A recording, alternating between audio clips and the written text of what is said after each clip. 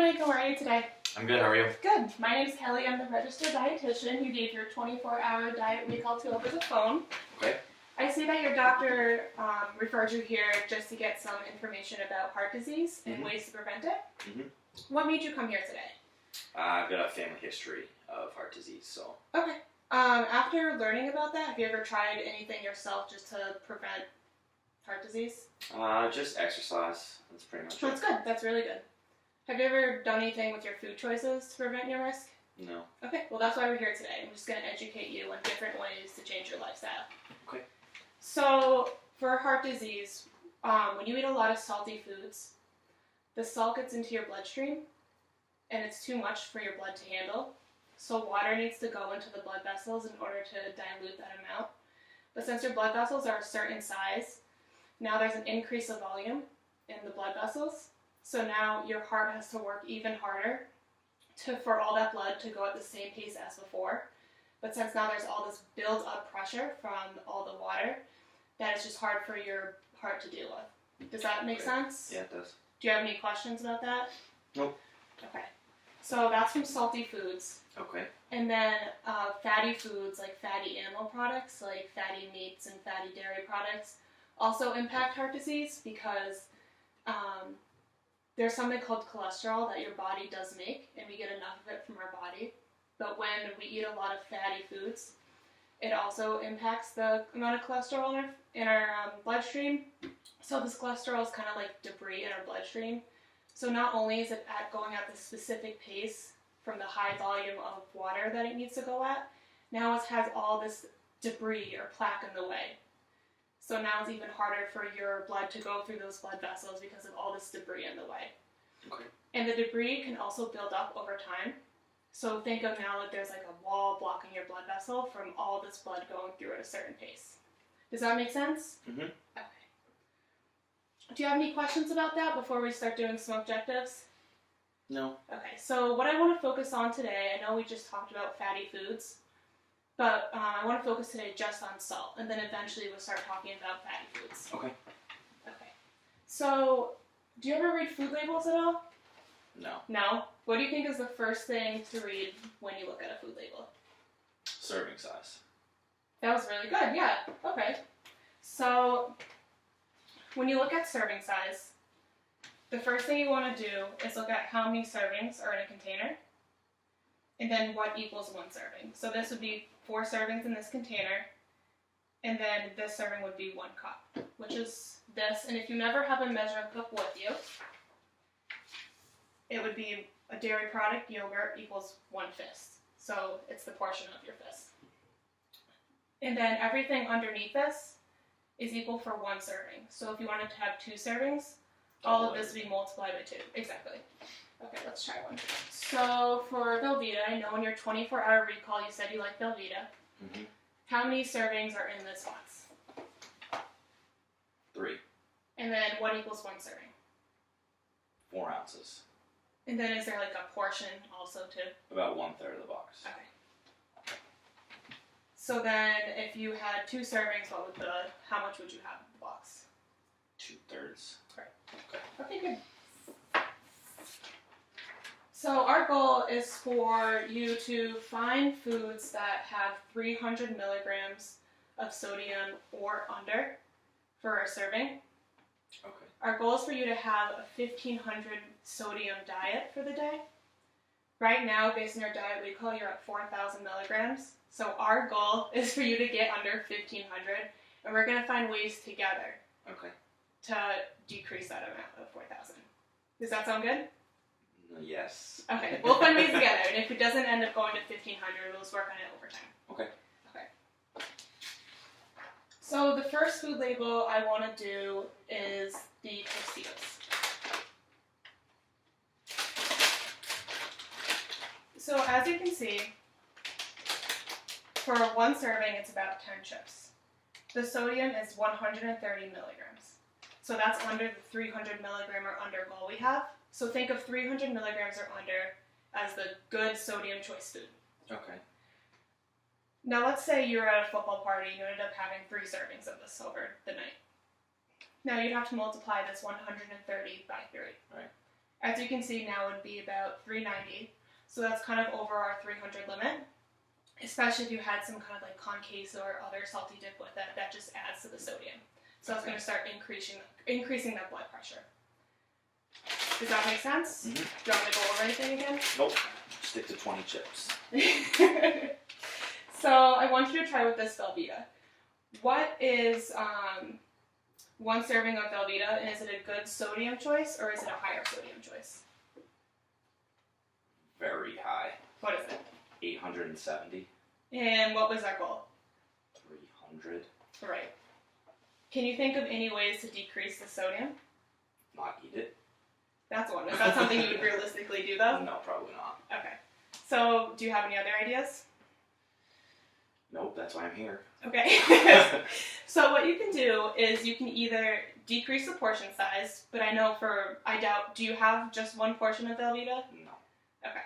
So what you can do is you can work on decreasing whatever portion you have, or you can have one portion, add less of the cheese packet, and to make up for volume, you can add in some of your favorite veggies or meat, like a grilled chicken or any other kind of meat you like.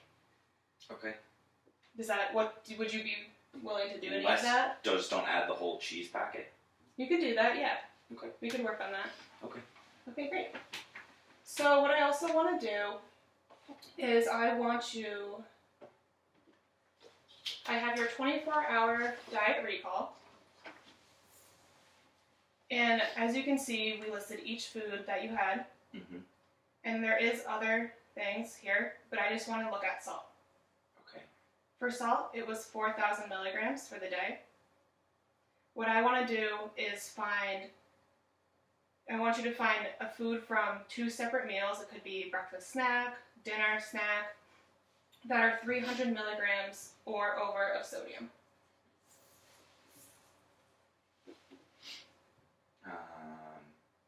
Noodles and Company. Okay. How much sodium was in that? There was 820 in just the noodles and 850 in the chicken. Okay. So about 1,600. Okay. So based on what I was kind of telling you about the Velveeta, what is something you can do about that? Portion control. Right. Eat less. I think they offer different sizes at Noodle and Company. It seems like you got one of the larger sizes. Maybe you could get one of the smaller portions. Okay. And then have the low sodium snack later on. Is that something you'd be willing to try? I guess. Okay.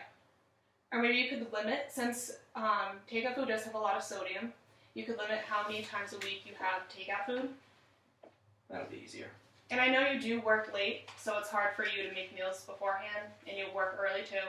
Mm-hmm. So what I have for you is this guide. It has high sodium foods listed, and then a low sodium alternative, and it's in different food sections like cereals, vegetables, and see for the cereals, it has high as chips, crackers, pretzels, and for lows, it has cereals and starches, it has pasta.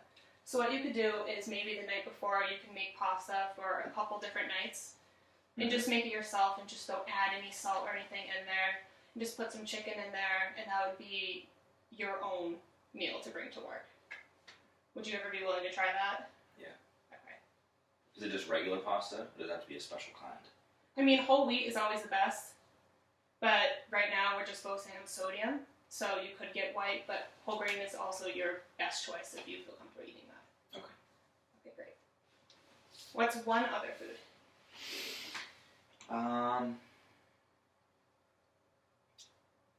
White rice, it looks like.